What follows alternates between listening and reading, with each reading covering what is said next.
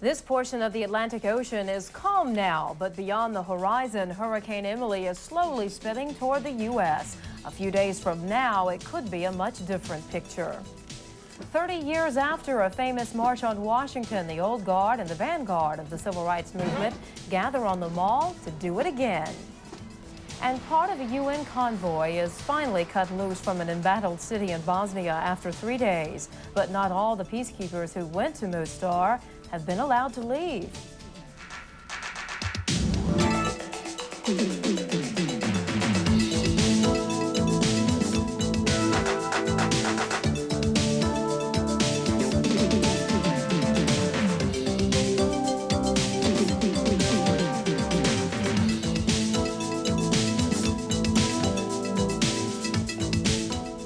Hello, I'm Catherine Callaway. Hurricane Emily could be a threat to the eastern seaboard of the U.S. in a few days, but that's about as specific as storm trackers can be right now. If or when or where it might make landfall is still up in the air. The latest radar shows Emily is less than 700 miles off South Carolina and is moving northwest at about 10 miles per hour. The National Hurricane Center in Coral Gables, Florida, says Emily has top sustained winds near 85 miles per hour and predicts it could hit land as early as Tuesday. People along the Atlantic coast from Florida to the Carolinas are not waiting to see what happens before getting ready. I have 4 gallons of distilled water, and I have flashlights, batteries, and some unperishable foods. My preparations is somebody else better have water and food, because I'm not going to be here. If it gets close, I'm gone. I'm going to board up my house and leave. Uh-oh, here comes another one. We better get prepared. Coastal residents of South Carolina are nervously watching Emily's movements, especially after the last 24 hours. Greg Padgett of WTOC reports on what people are doing to get ready in case Emily stays on its current track. Hey, Tyler. Edgar Mormon is taking some extra precautions to protect his home on Hilton Head Island from hurricanes. Several weeks ago, he ordered these new storm-proof shutters. His order came in this week, and they could not have come at a better time. A storm is brewing in the Atlantic, and forecasters say it could hit the U.S. mainland sometime next week. But after I saw Hurricane Hugo and what it would do with these homes, I feel a lot better doing what I can with the house. Distributors on Hilton Head say these storm panels have been popular all summer long. In the past 24 hours, their popularity has jumped tenfold. We're obviously finding that to be the case. The phone has been ringing quite a bit this morning. As Emily strengthens in the Atlantic and its pressure drops. Good afternoon, Carlsbad, Carolina. The number of phone calls at this insurance company on Hilton Head continue to rise. Okay, I'll connect you. Thank you. The storm has some island policyholders a little on the edgy side. Most insurance companies are still selling policies, but that could change along with Emily's course. A lot of companies are still writing business right now. If this storm magnifies in intensity or gets any closer to the coastal United States, a lot of them are going to really stop doing it. They'll stop based on the latitude and longitude of that storm. Right now, Emily is more than 1,000 miles offshore, and forecasters aren't even sure if the storm will hit the U.S. mainland. But some Hilton Head residents aren't taking any chances. They are already preparing for the worst. CNN will provide regular updates on Emily's progress. Tens of thousands of civil rights activists stormed into Washington Saturday, retracking Martin Luther King Jr.'s relentless march for racial equality. It was in the nation's capital 30 years ago Dr. King said those unforgettable words, "I have a dream," sparking support for civil rights and voting laws that changed the nation. Friday, civil rights leaders told a crowd of about 75,000, according to Park Police, that King's dream of racial harmony is still just that, a dream. Speakers pleaded for peace, urging minorities to turn to each other, not on each other. And 2 generations of activists struggled with the question of leadership, both young and old. Well, it's clear no one wants to give up power. You have to take power. And the young people are going to have to take power and get involved. But they have a responsibility to the community that they represent to train people. We have a young president who offers leadership for a new era of social and economic progress.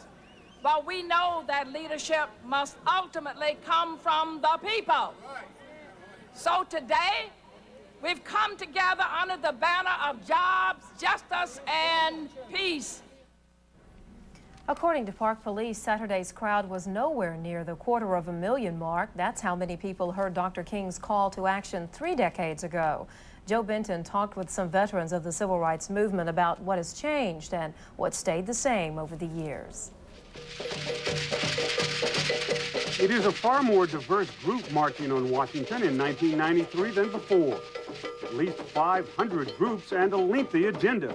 Jobs, justice, peace, health care, the North American Free Trade Agreement and the like.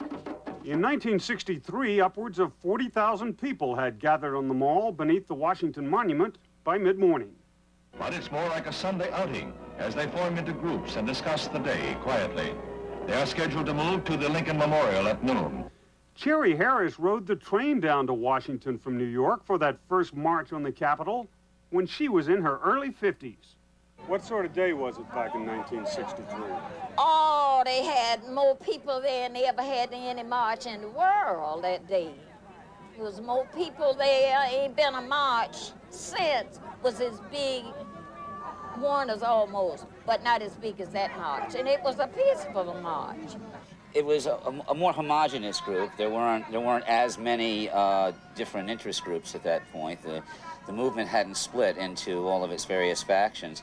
Today's march, in large part, was about mothers and fathers passing on to sons and daughters some of the dreams of 1963, some fulfilled and others left empty.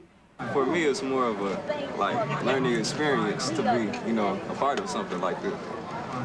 Like history and everything. I've never been, this is like my first march like this. What do you think you're going to be able to accomplish here today? Just to express our opinion and maybe to get through to a few people and let them know that everybody should be treated equal and all rights should be available to all people.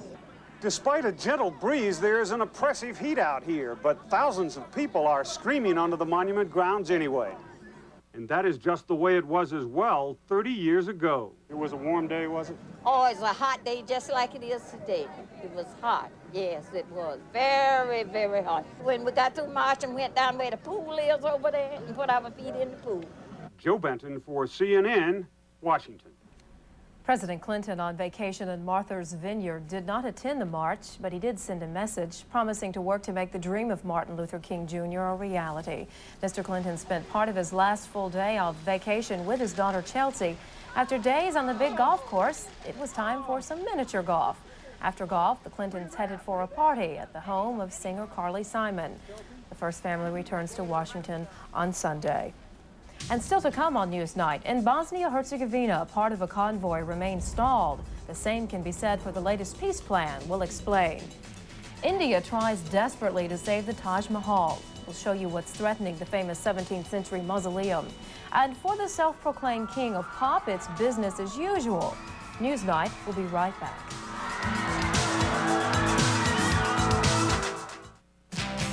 Sir, there's no question that sales definitely look good next quarter. Splendid. Call line 3, Miss Gray. Hello? Jason.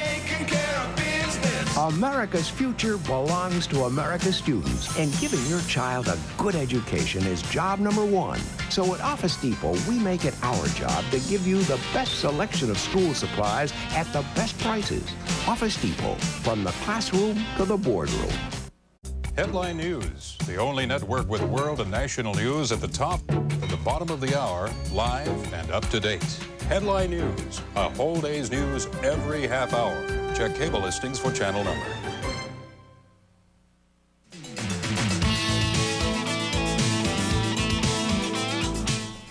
Mideast peace talks resume in Washington on Tuesday, and there's new hope for an agreement.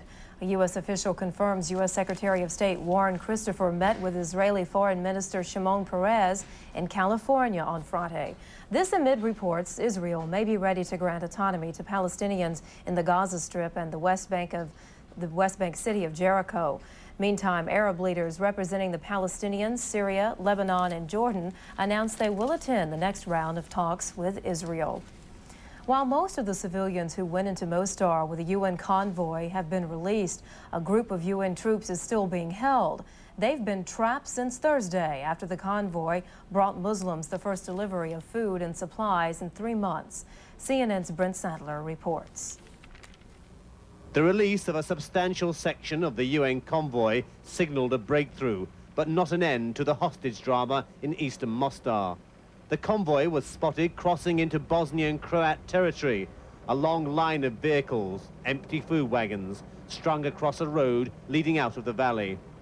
One truck hauled out by a recovery vehicle. 3.5 days of captivity showed on UN personnel. They were tired, thirsty,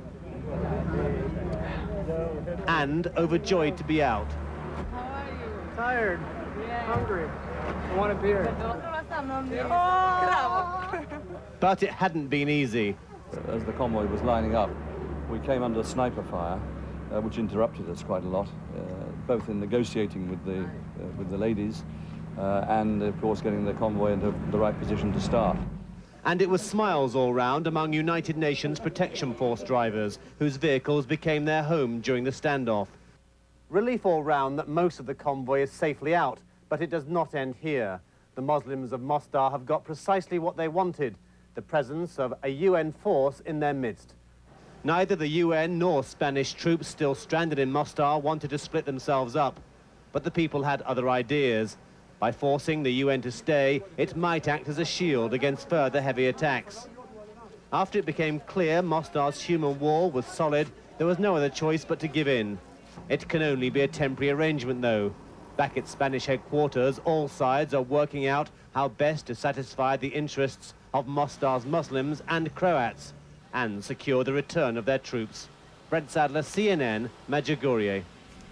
Discrepancies and arguments continue over border lines in the former Yugoslavia.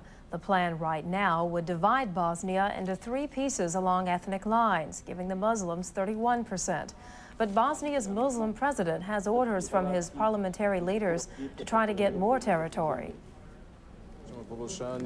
We shall ask for a better political settlement and demand a change in the borders. The maps on offer cannot be accepted, but could be the basis of continuing negotiations. Bosnian Serbs gave their backing to the peace plan Saturday. The Bosnian Croats gave their half-hearted support. All 3 parties will be back at the negotiating table in Geneva on Monday. Nigeria's main city of Lagos looked like a ghost town Saturday, but it's too early to tell if that's the result of a strike called by labor unions or the beginning of a 3-day holiday weekend. The 2 major ports were closed in Lagos for lack of dock workers. 4 million workers have been ordered out on strike in an effort to get rid of the military-backed government. The country's military dictator resigned Thursday, but left behind a civilian government that refuses to recognize the apparent winner of an earlier presidential election. People will soon be absent from their workplaces. New Delhi, India. India's Supreme Court has ordered more than 200 factories near the famed Taj Mahal closed. It's an effort to protect the 17th century mausoleum from industrial pollution. Some 1.5 million tourists visit the white marble monument each year. Sulfur dioxide fumes from mostly small foundries reportedly were damaging the Taj Mahal. And ahead on Newsnight, Michael Jackson is in Singapore. Well, he will get a little help from his friends. And could Branch Davidian cult members have received advance warning of the government raid?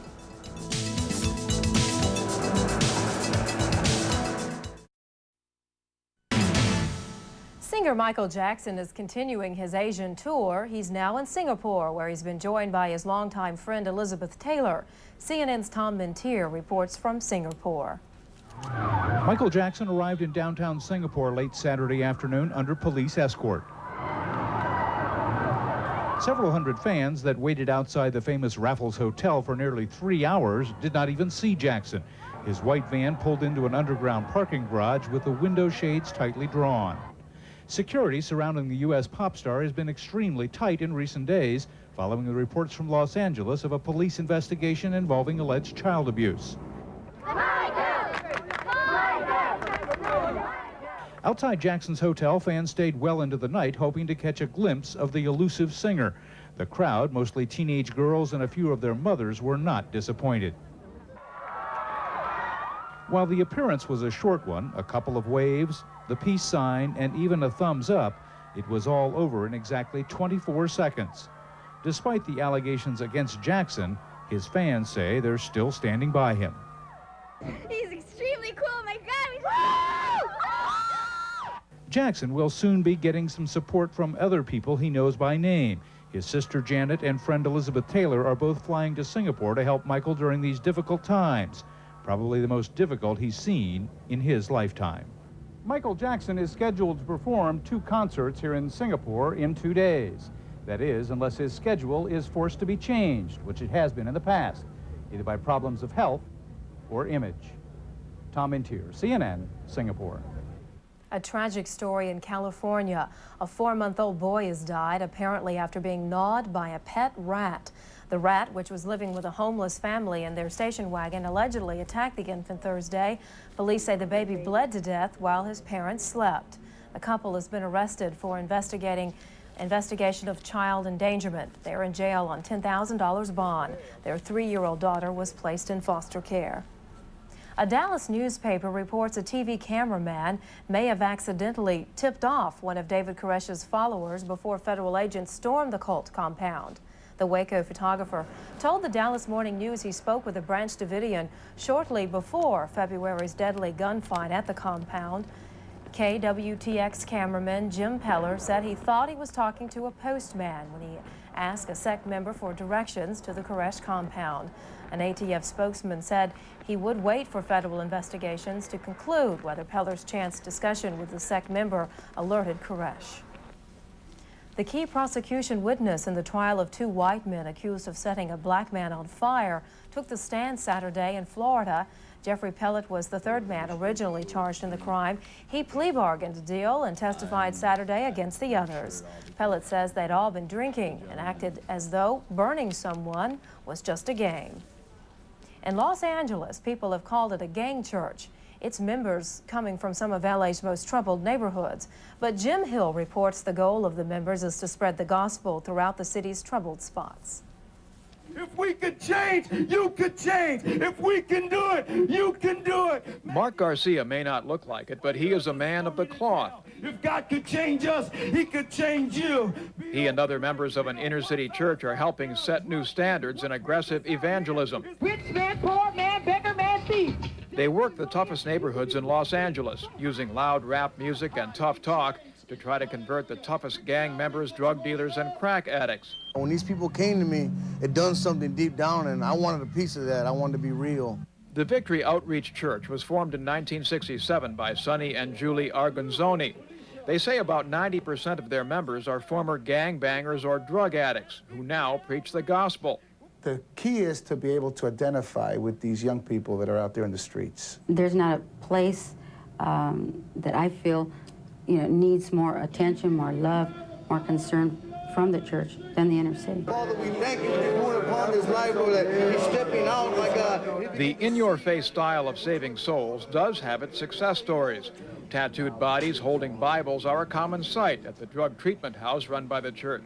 The church's leaders call today's inner-city youngsters the Lazarus generation because the kids have to rise above the death and destruction that's become so common in their neighborhoods. And leaders in other churches across the country also agree that inner-city kids need a lot of special attention. Youth in the inner city who are what we call at risk, who have a high propensity or probability of getting into drug and gang involvement, we really have to do a much more aggressive outreach in terms of making contacts with them early. Let's roll it up, South Central! Making churchgoers out of gangbangers may take more aggression than most churches are used to. And in a city known for drive-by shootings, maybe a truck full of converts preaching drive-by religion is what it takes. Jim Hill for CNN, Los Angeles.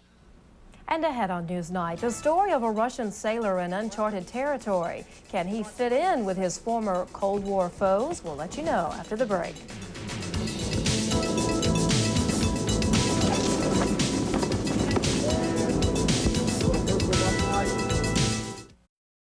Big government helps programs in your city. Could it actually be creating inefficiency? CNN's special assignment looks at how federal assistance turned one city's transportation system into transit waste. 9 a.m. Eastern Monday.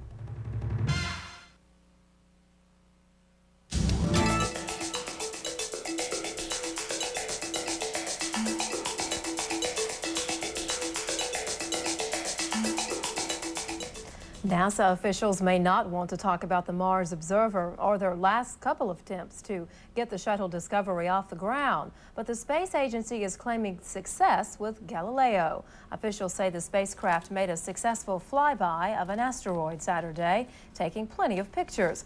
It's only the second time a spacecraft has explored an asteroid. Galileo is scheduled to fly by Jupiter in December 1995.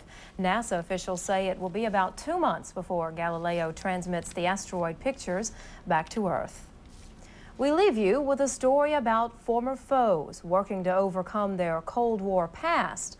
A Russian sailor has landed in the United States, and as CNN's Gary Tuckman reports, he's being welcomed with arms, open arms, that is. This 19-year-old Russian is trying to climb to greater heights in the Russian military, but he's doing it in Connecticut. Kirill Gusev is a post-Cold War first, the first Russian cadet at a U.S. military academy. Give your utmost efforts to accomplish satisfactorily. He is just enrolled at the U.S. Coast Guard Academy. His goal? To go back home and become an officer in the military organization he belongs to there, the Frontier Forces. I think everything that I can do, I will do. Yeah. Everything that I can study, I will study. But why is this son and grandson of Russian naval officers studying in the United States? Gusev says the educational experience in the U.S. can't be matched. His superiors agree. I'm not concerned about where one comes from. What I'm concerned about is what one becomes. And he has an equal opportunity to excel and serve his country. It's fortunate from my perspective that he's having the opportunity to integrate himself with such fine young Americans. Step into this like you would a pair of coveralls. Gusev's English is limited. He has to follow a lot of instructions by watching others. But it's not only he who is benefiting from this experience. Many military experts say enrolling Russians in U.S. military academies will help Russia better understand democracy. Well, in the context of what we were doing 10 years ago, it may be unusual. In the context of what we want to do in the next 10 years, it's not unusual, and it's right on target. We should be incorporating as many officers, young and old, from the Eastern Bloc countries as we can. The cadet who is rooming with Gusev considers himself lucky. At first I was scared because I was like, everybody's going to be watching me. I'm supposed to help them out, but I like it now because it's an opportunity of a lifetime. It's exciting. And what does Gusev's military family think about his coming to a former Cold War enemy? They like, I think, that I go here, that I can study here. When Gusev's father was his son's age, this scene was indicative of the U.S.-Soviet military relationship. 1, 2, 1, 2. Times have most certainly changed when a Russian cadet is towing the line in a U.S. military academy. Gary Tuckman, CNN, New York. That is this edition of Newsnight. I'm Catherine Callaway. Thanks for joining us.